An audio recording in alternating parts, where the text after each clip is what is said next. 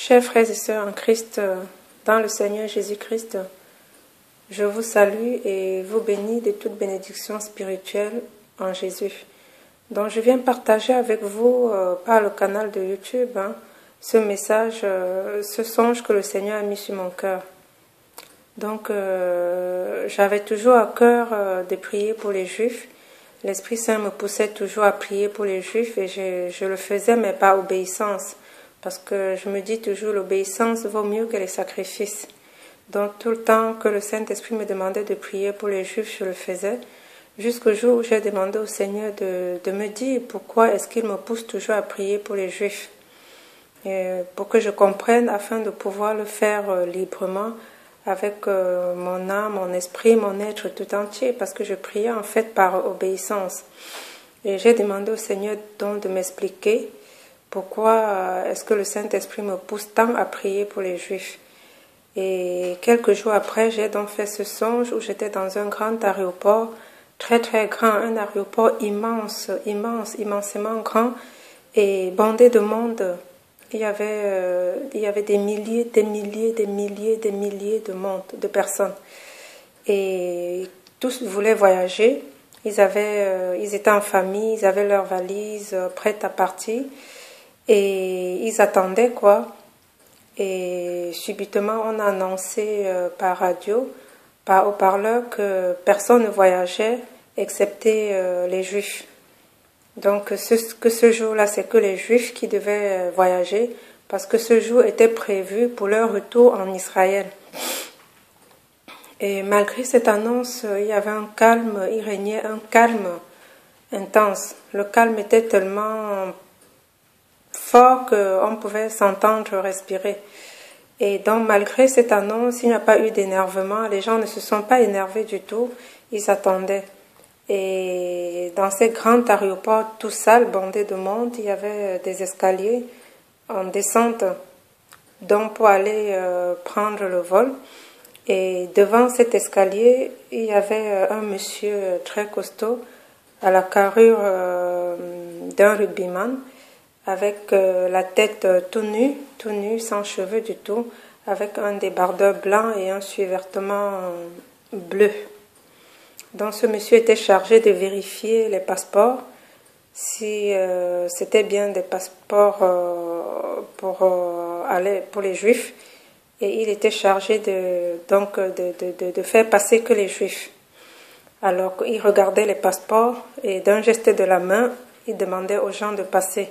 Il vérifiait les passeports et il leur demandait de passer d'un geste de la main. Il avait un timbre de voix très très dur, très méchant, le visage serré. Et voilà. Donc, alors qu'il surveillait les passeports et faisait circuler les gens, mais le Saint-Esprit m'a demandé de lever la tête.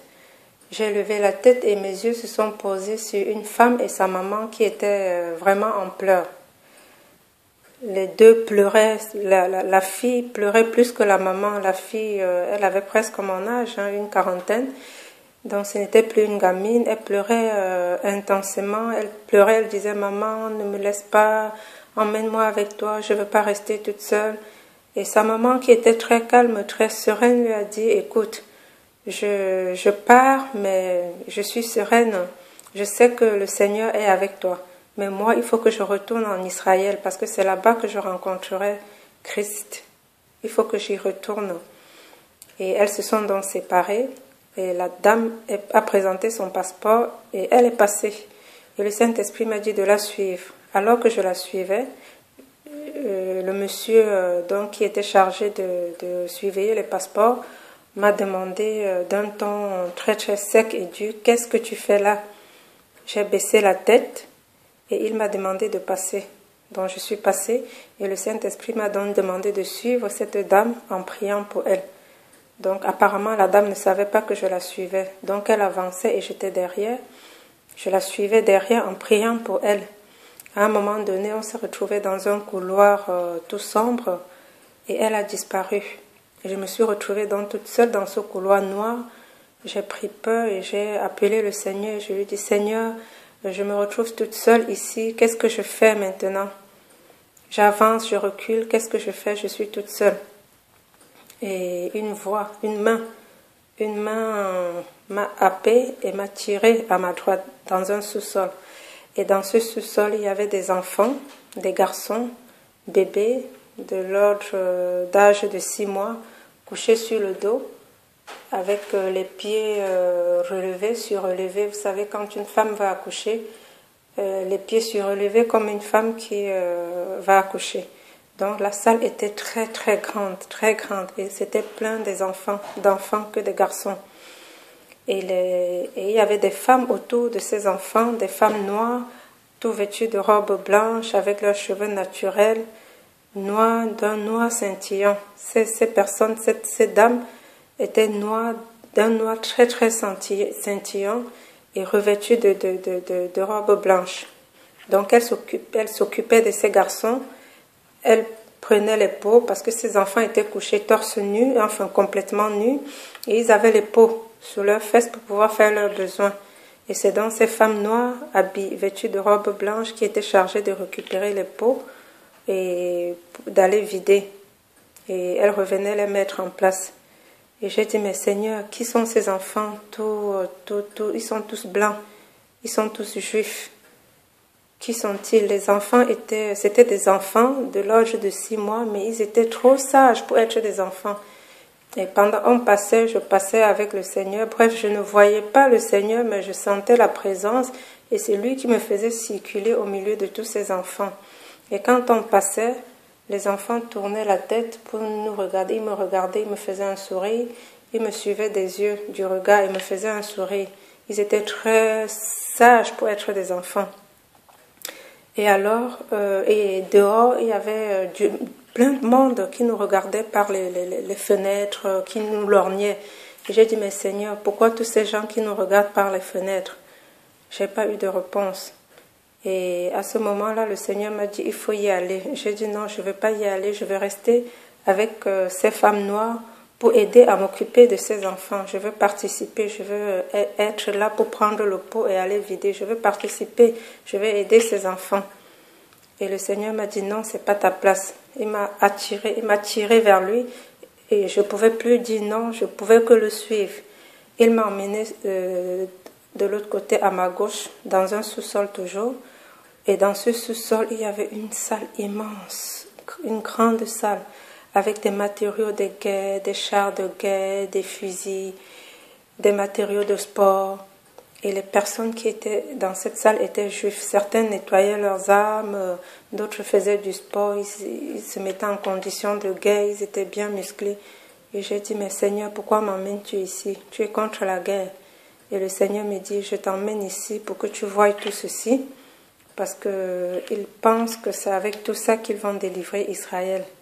Ils pensent c'est avec leurs armes, leurs fusils de guerre, leurs forces charnelles qu'ils vont délivrer Israël.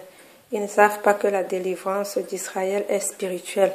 Et je t'emmène ici pour que tu voies ces choses et que tu continues donc de prier pour Israël.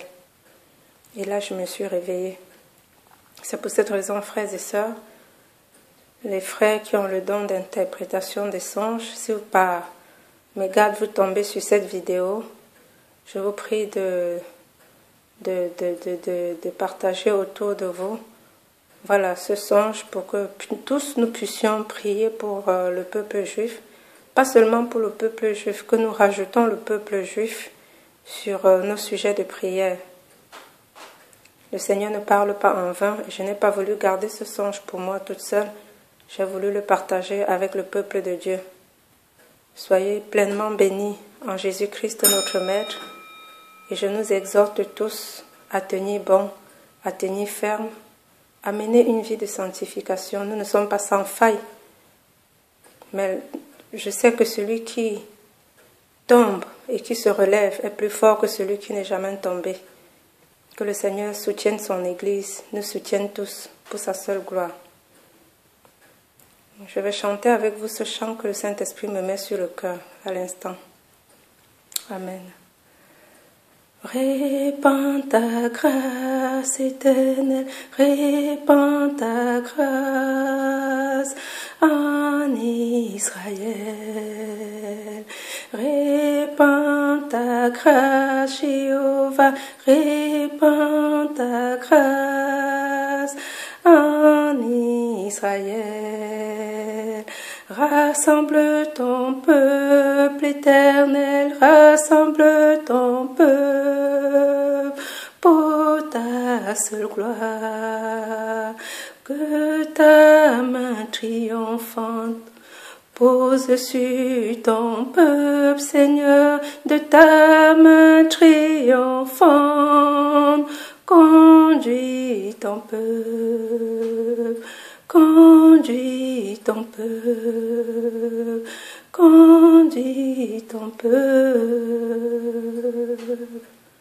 Merci Seigneur de conduire ton peuple de ta main triomphante. Délivre ton peuple, Seigneur, ouvre leurs oreilles spirituelles, touche le cœur des Juifs, Éternel des armées, afin qu'ils t'acceptent dans leur vie et viennent à toi massivement pour ta gloire. Amen.